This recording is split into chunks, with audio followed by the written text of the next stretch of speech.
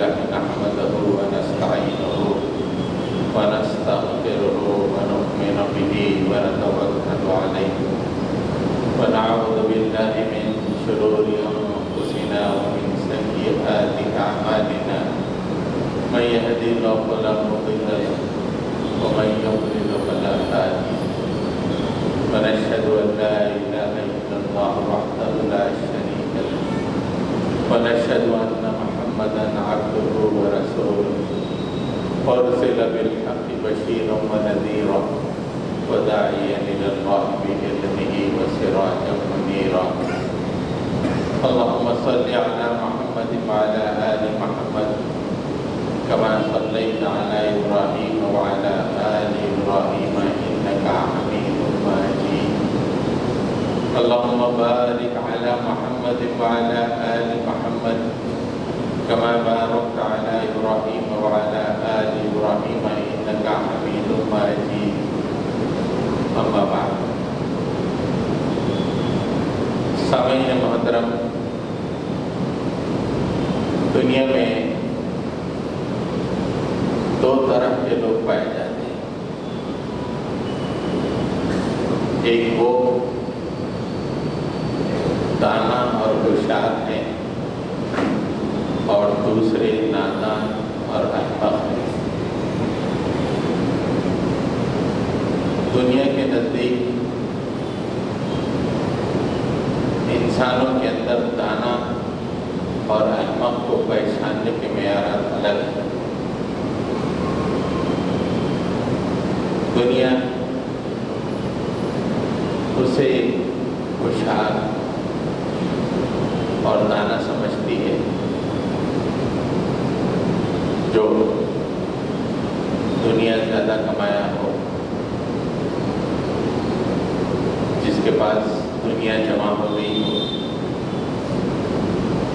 جو دنیا کے مزے لوٹ رہا ہو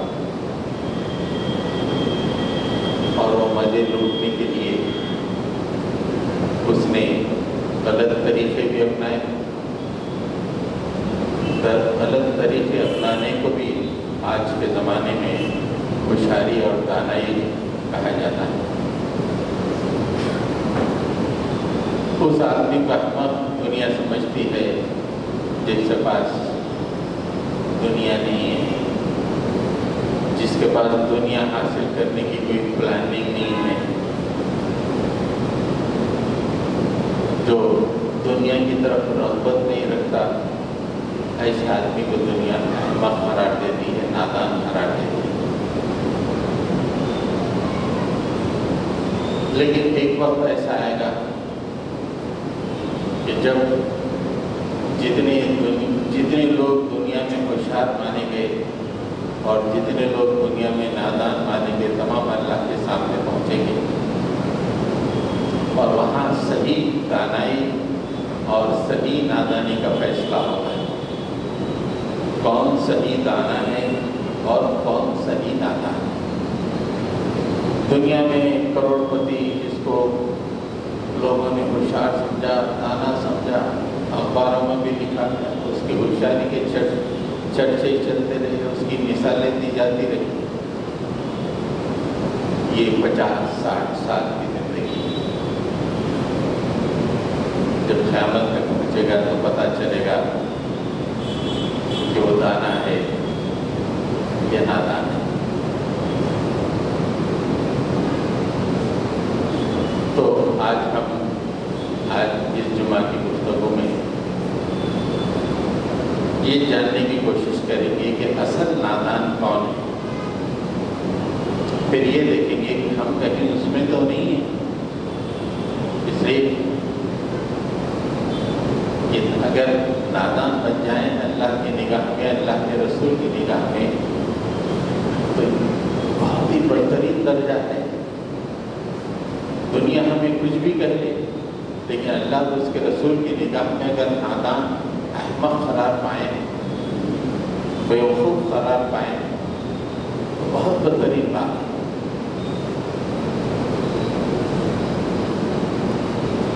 ہم چند مثالیں لیں گے اور اس پہ گفتگو کریں گے کہ نادانی کیا ہے؟ سب سے پہلے اللہ کے نبی صلی اللہ علیہ وسلم سے دریافت کرتے ہیں کہ اللہ کے نبی، آپ کی نگاہ میں ہوشیار آدمی کون ہے اور نادان کون ہے؟ ترمذی کی حدیث ہے، اللہ کے نبی صلی اللہ علیہ وسلم نے فرمایا الکیس دان نفسہ وعمل لما بعد الموت، العاجز اتبع نفسہ ہواہا وتمنا علی اللہ۔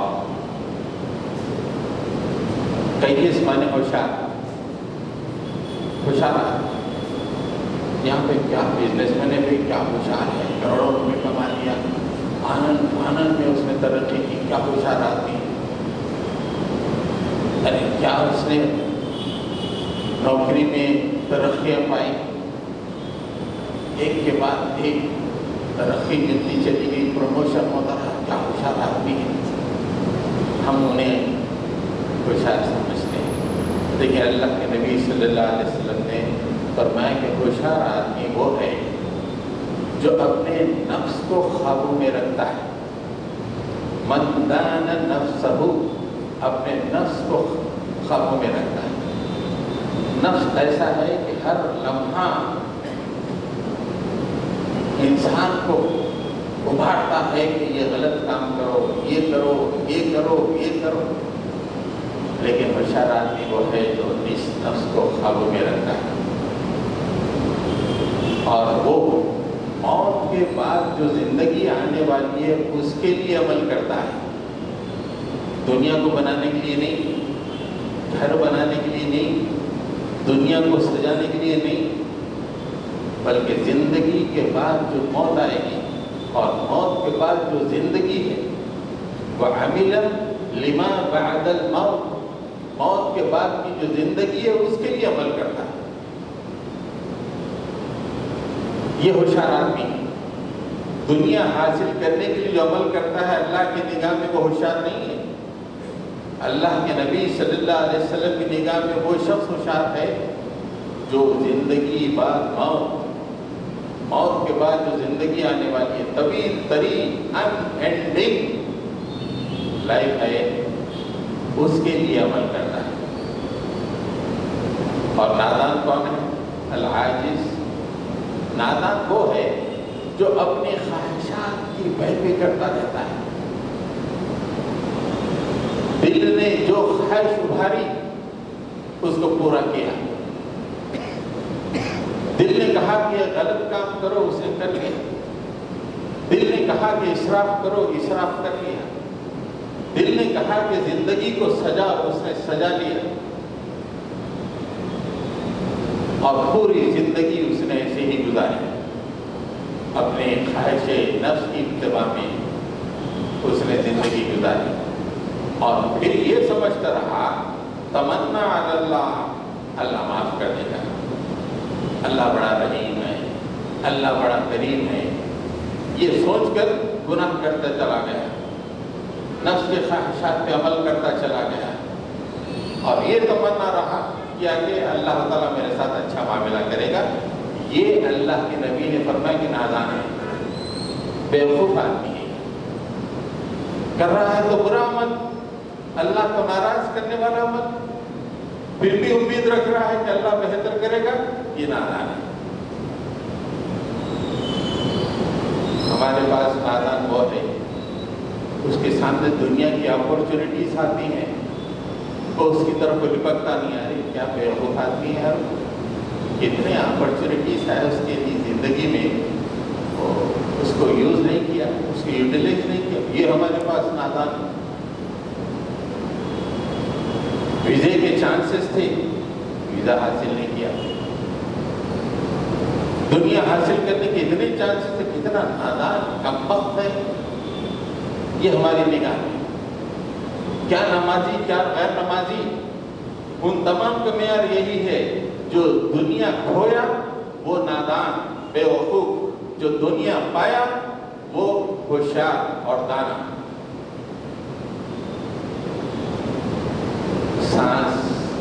چلنے تک یہ معیار چل سکتا ہے، سانس ختم ہوتے ختم ہو جائے، یہ معیار نہیں چلے گا۔ وہ معیار چلے جو اللہ کے نبی صلی اللہ علیہ وسلم نے بتایا۔ وہاں پہ آدمی دیکھے گا کہ وہ شخص جس کو ہم نادان سمجھتے تھے، آج اس کے سر پہ کامیابی کا تاج رکھا گیا، کیا بہترین آدمی ہے یہ، اور ہمیں دنیا کامیاب قرار دیتی تھی، خاندان والے ہمیں کامیاب قرار دیتے تھے، دوست احباب کامیاب قرار دیتے تھے، آج ہم جہنم کی طرف جا رہے ہیں۔ یہ بہت بڑا فرق ہے دنیا کے معیارات میں اور اللہ اور اس کے رسول کے معیار میں۔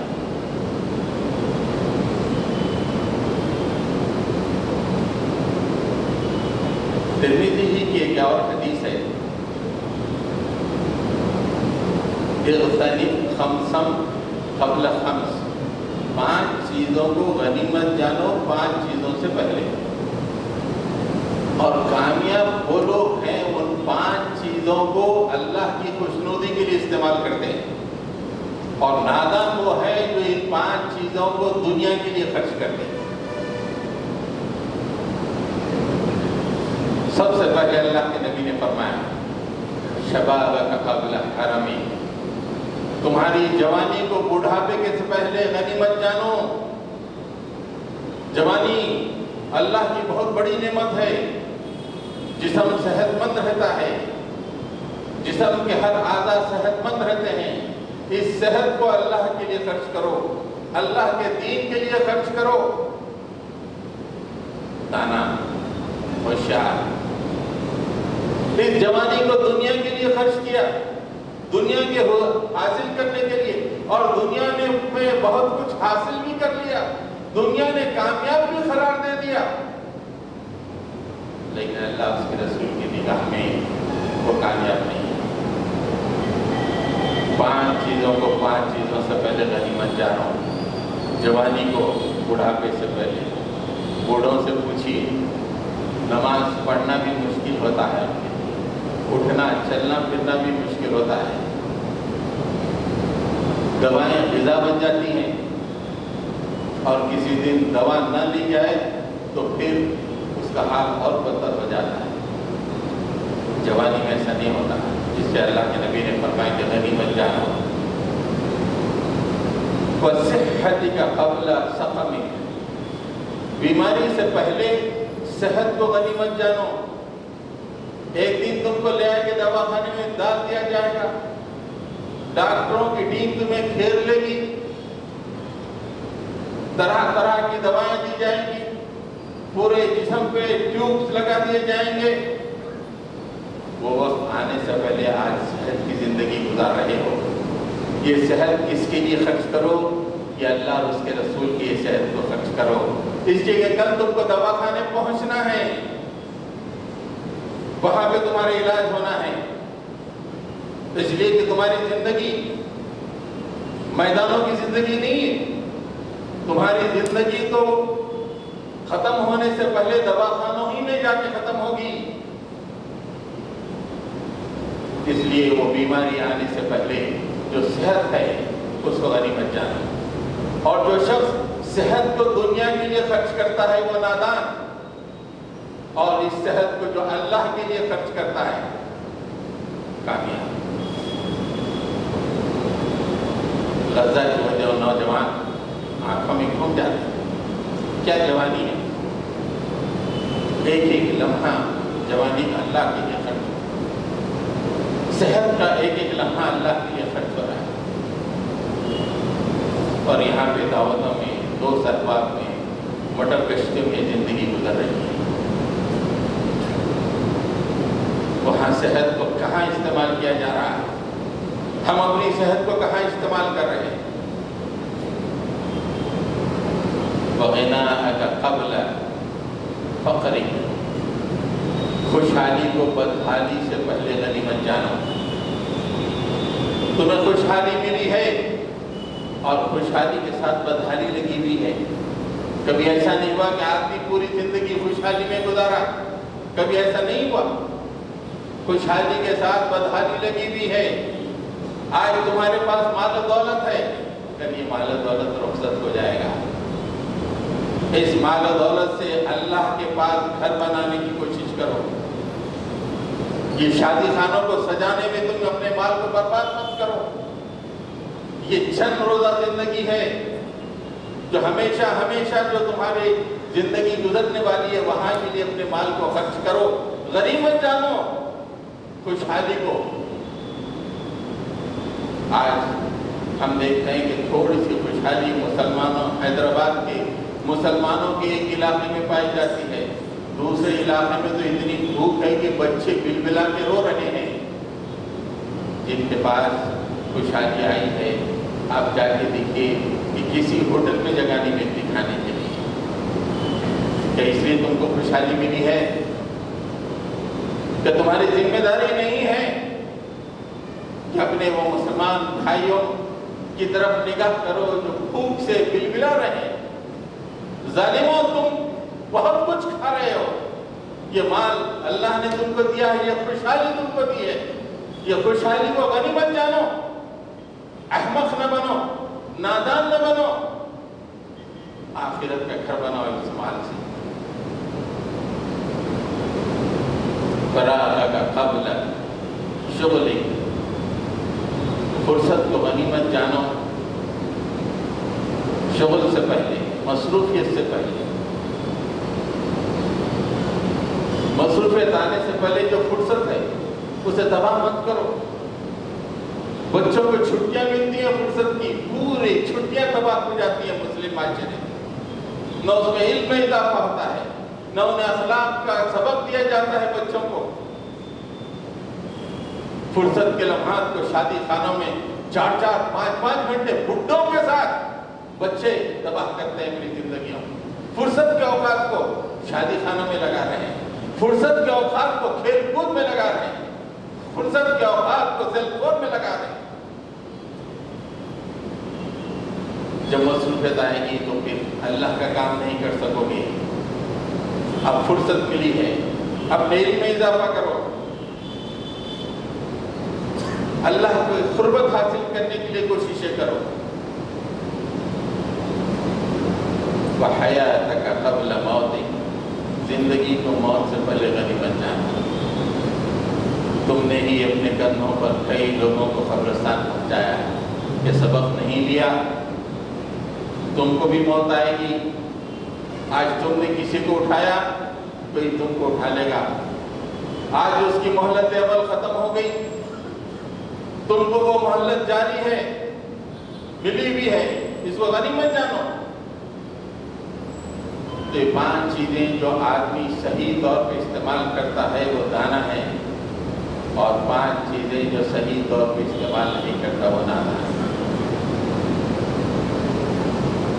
حضرت گرامی اس کے بعد ہم چند اور طرح کے احمقوں کا ذکر کریں گے، پھر ہم دیکھیں گے دامن میں کہ ہمارا شمار کس میں ہے۔ ارے گھر والے تو بہت ہوشیار بچہ بولتے کیا بات، لیکن اللہ اور اس کے رسول کی نگاہ میں اگر احمق اور نادان خراب ہے تو دادا ہوشیار بولے، دادی ہوشیار بولے، خاندان پورا ہوشیار بولے، پورے اخبار ہوشیار بول کے لکھنے کوئی فائدہ نہیں۔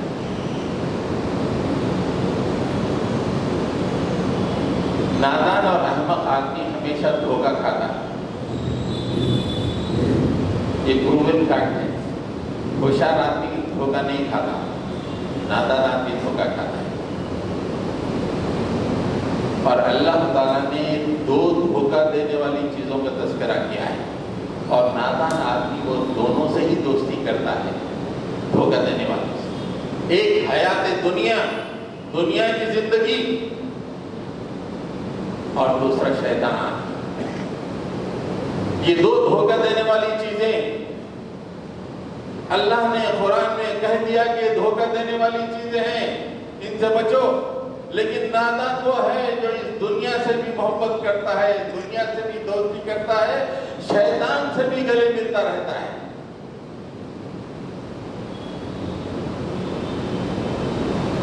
سورہ لقمان میں اللہ تعالیٰ نے فرمایا، یا ایھا الناس اتقوا ربکم واخشوا یوما لا یجزی والد عن ولده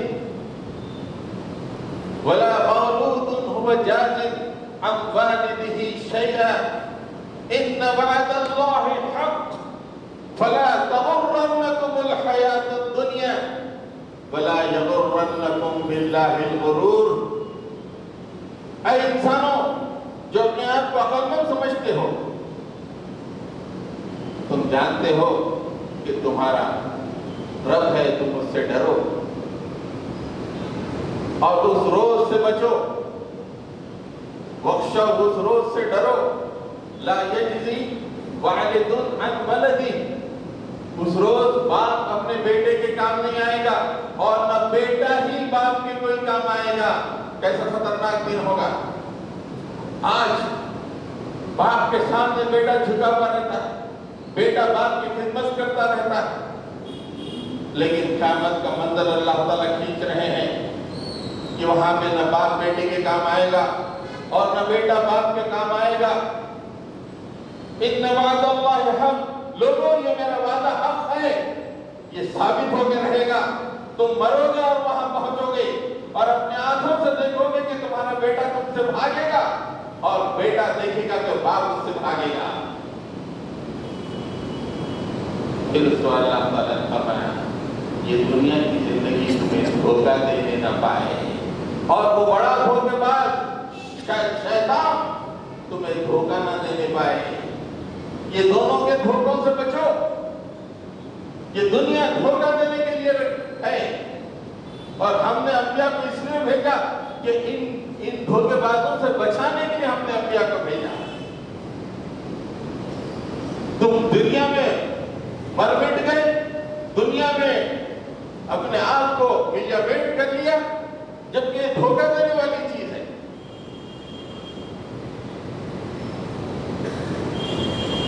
اور شیطان تو انسان کا دشمن ہے، انسان کا دشمن ہے اور اتنا خطرناک دشمن ہے کہ اس نے وعدہ کیا کہ میں انسانوں کو بھٹکا کے رہوں گا. اللہ تعالیٰ سے اس نے وعدہ کیا،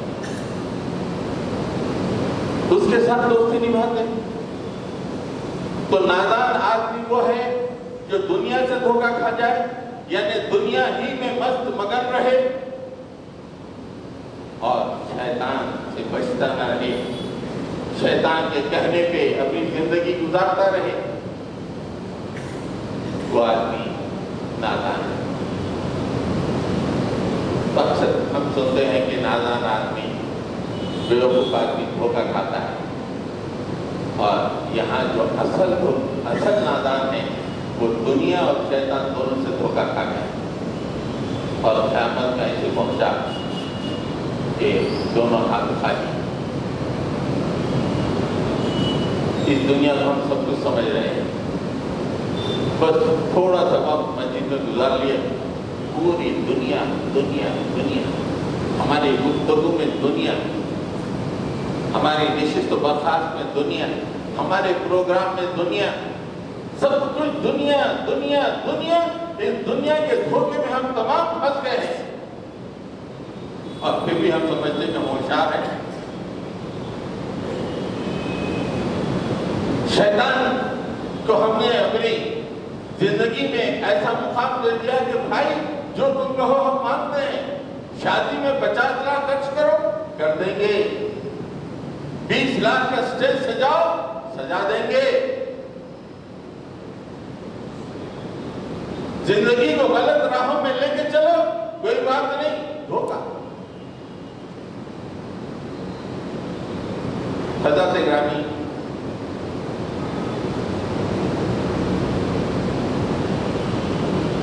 وہ شخص جو دنیا اور شیطان کے دھوکے میں آ گیا ہے، بہت ہی نالائق، بہت بیوقوف، احمق آدمی. ہم اپنے دامن میں دیکھیں کہیں ہم دنیا میں پھنسے ہوئے تو نہیں ہیں. ہماری زندگی کا رخ کدھر ہے؟ اللہ کے سامنے ایک دن کھڑے ہونا ہے، اس طرف ہمارا رخ ہے کہ اسی دنیا کے لیے ہم زندگی کے ہر لمحے کو خرچ کر رہے ہیں اور لمحہ بہ لمحہ ہر لمحہ دھوکہ کھاتے جا رہے ہیں دنیا سے۔ دوسرا ایک بہت بڑا نالائق وہ شخص ہوتا ہے جو بہت بڑا علم والا ہے، سائنٹسٹ ہے، بڑا ڈاکٹر ہے، بڑا انجینئر ہے، اسے اپنے علم پہ ناز ہے، ساری دنیا بھی اس کی علم اور دانشوری کو مانتی ہے، لیکن وہ ایسا احمق ہے، ایسا نادان ہے جو اس کو اللہ کی معرفت حاصل نہیں ہے۔ اللہ کون ہے؟ اللہ کتنی قدرتوں والا ہے؟ بڑے بڑے سائنٹسٹ ہم دیکھتے ہیں جنہیں نوبل پرائز بھی مل جاتا ہے، دنیا ان کے دانائی کے، دانشوری کے چرچے کرتی ہے، لیکن اللہ اور اس کے رسول کی نگاہ میں وہ احمق ہے، اس لیے کہ وہ اتنے علم کی بلندی پہ رہتے ہوئے بھی اللہ کو پہچان نہیں سکا، اللہ کی قدرتوں کو قریب سے دیکھتے ہوئے اللہ کو پہچان نہیں سکا۔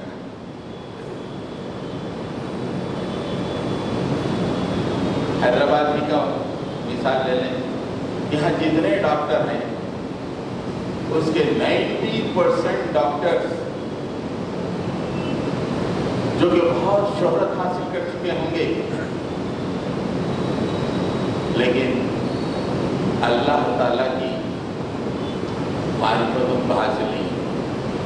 ماہر سرجن ہے کارڈیک، بتوں کے سامنے ہاتھ جوڑ رہا ہے، اتنا بڑا ڈاکٹر جو دل کو چیر کے دل کا علاج کر رہا ہے اور جا کے اللہ کے سامنے نہیں بلکہ بتوں کے سامنے ہاتھ جوڑ رہا ہے۔ حیدرآباد کے کتنے بڑے سرجن ہیں جن کے دانائی کے چرچے ہیں، جن کے ایکسپرٹائز کے چرچے ہیں، لیکن اللہ اور رسول کی نگاہ میں احمق ہیں، اس لیے کہ اپنے علم کے باوجود انہوں نے اللہ تعالیٰ کی معرفت کو حاصل نہیں کیا، پہچانا نہیں اللہ تعالیٰ کا۔ بہت بڑا، اتنا بڑا سائنٹسٹ، البرٹ آئنسٹائن کے بارے میں آتا ہے کہ دنیا کا سب سے بڑا سائنٹسٹ، دنیا نے لکھ دیا کہ اس سے بڑا سائنٹسٹ پیدا نہیں ہوا، لیکن وہ اتنا نادان تھا کہ اللہ کو پہچان نہیں سکا، دنیا سے ایسے رخصت ہوا، اللہ کو پہچانے بغیر وہ دنیا سے رخصت ہو گیا۔ اس کے برخلاف وہ مسلم سائنسدان جو اسلامی تاریخ کے ابتدائی دور میں تھے، نمازیں بھی پڑھتے تھے، اپنی علوم کے ذریعے سے اللہ کی معرفت حاصل کرتے تھے، تو ڈاکٹروں ہی کا تذکرہ آتا ہے تو ڈاکٹروں کے سامنے اللہ تعالیٰ ایک چیلنج رکھتے ہیں، ظالموں تم ہم کو نہیں مانتے، آدھے ڈاکٹر جو نادان ہیں بتوں کی پوجا کرتے ہیں، آدھے ایتھیسٹ ہیں، خدا کو نہیں مانتے، ایک چیلنج رکھ رہے ہیں، بہت اپنے آپ کو بڑے سمجھ رہے ہیں، اپنے علم کی بلندی پہ ہے، I am the best cardiac surgeon, I am the best surgeon، یہ سمجھتے ہو؟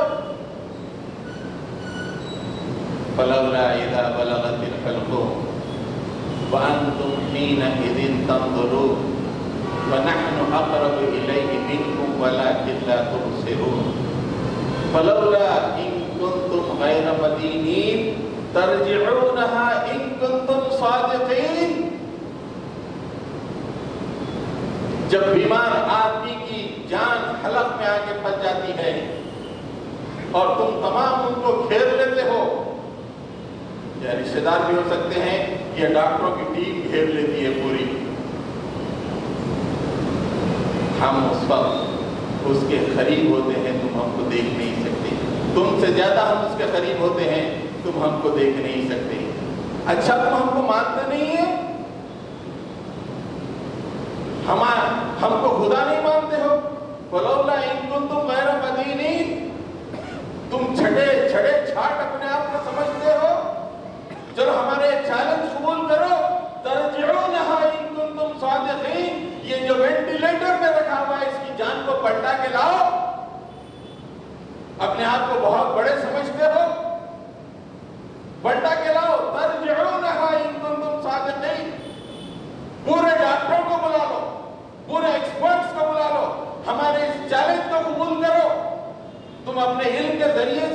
معرفت حاصل نہیں کرتے؟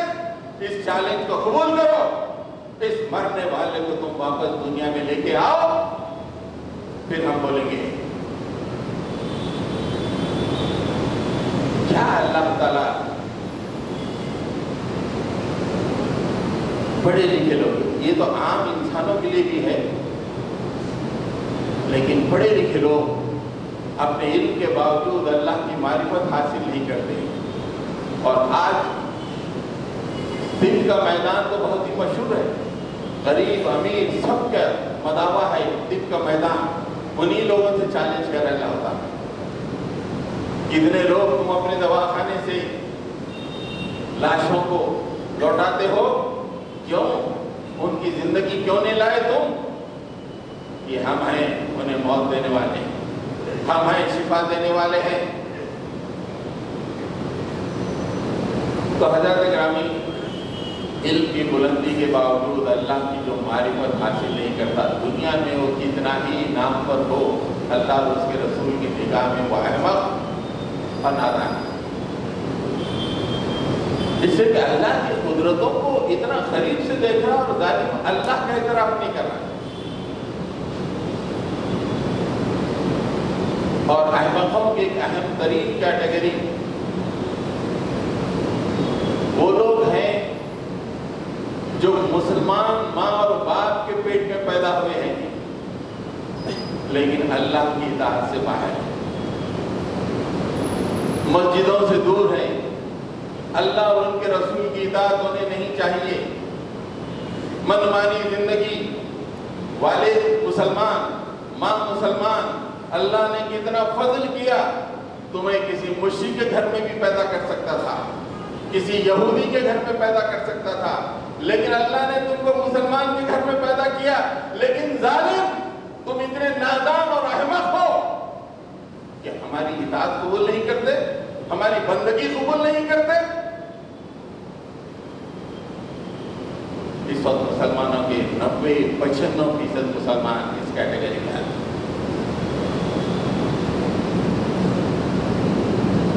سورہ حجرات میں اللہ تعالیٰ نے ایک مقام پہ فرمایا وقالت الاعراب آمنا، وقالت الاعراب آمنا قل لم تؤمنوا ولكن قولوا اسلمنا ولما يدخل الايمان في قلوبكم.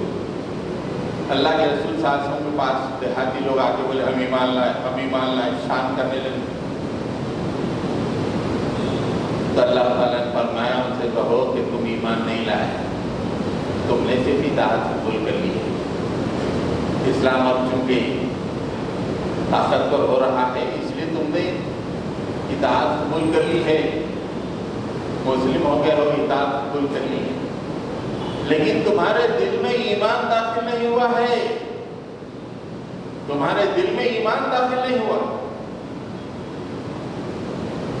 اب اس کو آج کے حالات میں فٹ کریں تو یہ آیت ایسے ہوگی، ارے تو اپنے آپ کو مومن بول رہا، تو صرف مسلمان باپ کے پیٹ میں پیدا ہوا ہے اس لیے اپنے آپ کو مسلمان بول رہا. تیری ماں مسلمان ہے اس لیے تو اپنے آپ کو مسلمان کہہ رہا ہے. ارے تیرے دل میں ایمان اترا ہی نہیں، مسجد سے تیرا کوئی تعلق نہیں، قرآن سے تیرا کوئی تعلق نہیں، دین سے تیرا کوئی تعلق نہیں. تم اپنے آپ کو مومن کہتے ہو؟ نہیں، کیونکہ مسلمان باپ ماں کے پیٹ میں پیدا میں بھی مسلمان. دل میں دیکھ ایمان ہے کیا؟ آج مسجدیں دیکھ رہی ہیں وہ احمق مسلمانوں کو جن کے والدین مسلمان ہیں لیکن مسجدوں سے غائب ہیں. قرآن دیکھ رہی ہے کہ کون آئے گا ہمیں تھامے گا. کیسی احمقوں کی تعداد بڑھ گئی ہے مسلم معاشرے میں. احمق کی ایک اور خصوصیت یہ ہے کہ وقت گزرنے کے بعد وہ التجا کرتا، جب تک وقت ہے وہ کچھ بھی منمانی کرتے رہتا. وقت گزرتے ہی جیسے ہم لوگ ایگزام لکھتے تھے 3 گھنٹے وہ ٹائم دیتا، آخر میں جب 3 گھنٹے ختم ہوئی، جب پیپر لینا تھا سر 5 منٹ، سر 5 منٹ، سر 5 منٹ، احمد ہے 3 گھنٹے میں پیپر نہیں لکھ سکا، آخری 5 منٹ میں کیا لکھ سکے؟ احمد ہے وہ۔ ویسے اہل ایمان پوری زندگی ملی اسے، اور اللہ کا اتنا بڑا فضل کہ مسلم گھرانے میں پیدا ہوا، کبھی کبھی دین کی باتیں بھی سنتا رہا، لیکن کبھی بھی اللہ کی اطاعت میں اپنے آپ کو نہ دیا، یہاں تک کہ اللہ نے اسے موت دے دی۔ کیا منظر اللہ تعالیٰ کھینچ رہے ہیں۔ حتی اذا جاء احدهم الموت قال رب ارجعون لعلی اعمل صالحا فيما تركت كلا انها كلمة قائلها ومن ورائهم برزخ الى يوم يبعثون۔ من مانی زندگی گزارتا رہا، جو چاہے کرتا رہا، نہ مساجد سے تعلق، نہ دین سے تعلق، نہ قرآن سے تعلق، بس کماؤ، دنیا کماؤ، موج کرو، لیکن باپ مسلمان، ماں مسلمان، موت کے منہ میں آ گئے، آگے فرشتہ ٹھہرا ہوا ہے، وقت گزر رہا ہے، التجا کر رہا ہے، قال رب ارجعون، مالک موت مت دے، تھوڑا اور موقع دنیا میں دے دے میرے مالک، دنیا میں لوٹا دے، لعلی اعمل صالحا فيما تركت، مالک میں اب جا کر موقع کر دیا، تو چانس دیا میرے مولا، میں واپس جا کے اچھے اعمال کروں گا میرے مالک، اچھے اعمال کر کے کروں۔ کیا بیوقوف ہے، پوری زندگی ملی، لیکن جب آخری وقت آئے تو التجا کرنا، مالک ایک دفعہ چانس چھوڑ دے، ارجعون، واپس بھیج دیجیے میرے مولا، give me just a chance۔ ارے نادان، باپ مسلمان، ماں مسلمان، تیرا یہ حشر ہو گیا، التجا کر رہا ہے اب کہ واپس بھیج دے، میں اب اچھے عمل کروں گا۔ اللہ تعالیٰ کہہ رہے ہیں کہ یہ بغوت کرنے والا ہے، کلا انہا کلمۃ هو قائلها۔ ارے یہ تو بغوت کرنے والا ہے، فرشتے کی باتوں میں مت آ، یہ احمق اور نادان ہے، اس کی باتوں میں مت آ، لے کے آؤ۔ اور اس پر اللہ تعالیٰ کہتے ہیں کہ قیامت تک کے لیے پردہ عائد ہو جائے گا، دنیا سے ختم۔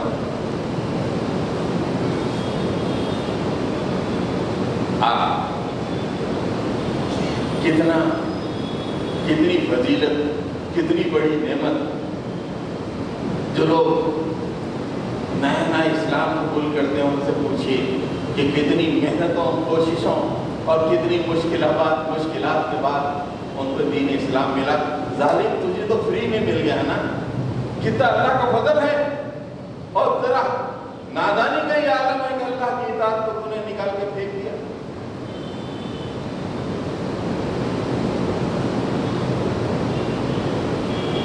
مالدار لوگ کیا کمایا بھائی، بہت ہوشیار ہے، انتہائی احمق ہے، اللہ کہتے ہیں انتہائی احمق وہ مال جو اللہ کے لیے خرچ نہ کیا جائے، آخرت کا گھر بنانے کے لیے خرچ نہ ہو،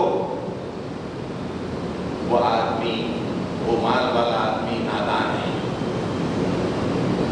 دنیا میں اپنی ساکھ جمانے کے لیے اس نے لاکھوں کی شادیاں تو کر لی، دنیا میں چرچے تو ہو گئے، لیکن ایسا نادان ہے کہ قیامت میں کچھ بھی نہیں ملا اس کو۔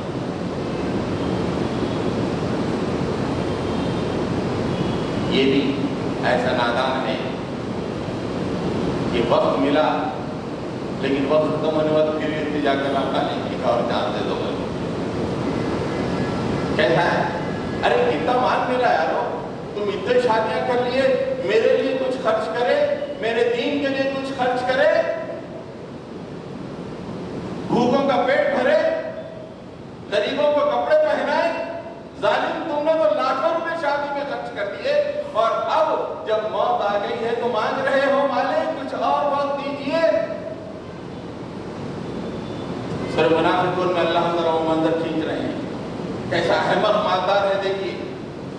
اب ہم پیسے ایسا اگر جیب میں 1000 روپے تو 1000 روپے ہوٹل میں خرچ کر دیں کھا کے. ایسا لگ رہا ہے کہ پورا ہمارا اپنی مرضی چلے گی پیسوں پر. کتنی نادانی ہے.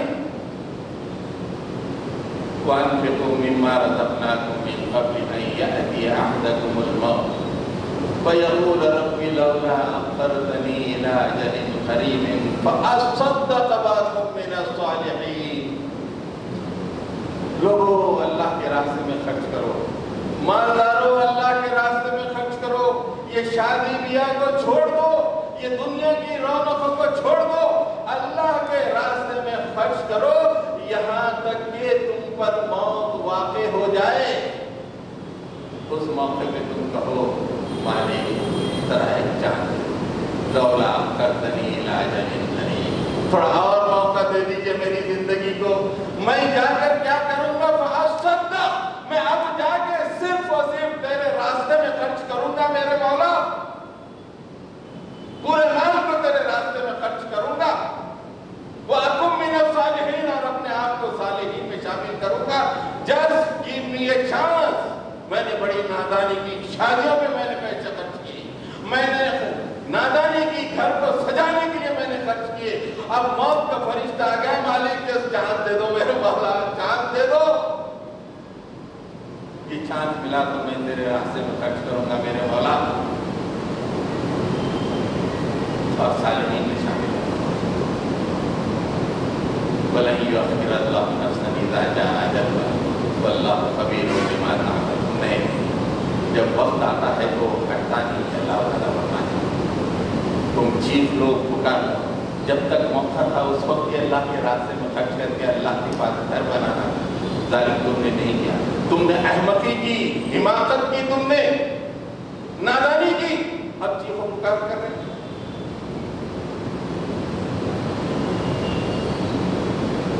حضرت جامی دو اور تھے. دو کے تین تھے لیکن اب ایک بات سے اپنی بات کو ختم کر دیں. یہ ہم سوچیں کہ دنیا میں تو ہمارے بڑے نام اور چرچے چل رہے ہیں کہ اللہ اور رسول کے پاس ہم اتنے نامور ہیں یا وہاں پہ نادان اور احمق ہیں.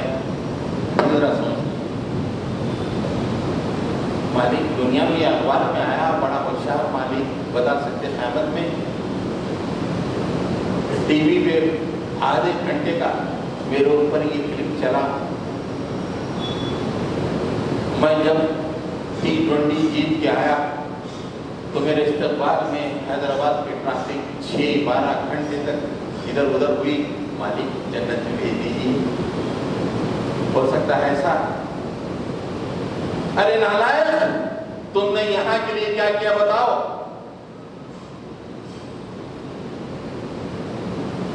نالائق کی آج کی تقریر کی. جو آدمی توبہ کو پوسٹپون کرتا ہے وہ بڑا نالائق ہے. توبہ کو پوسٹپون کرنا بڑی نالائقی ہے. مسلمانوں کا یہ طریقہ ہونا چاہیے کہ مستقل توبہ صبح شام توبہ کرتے رہنا چاہیے.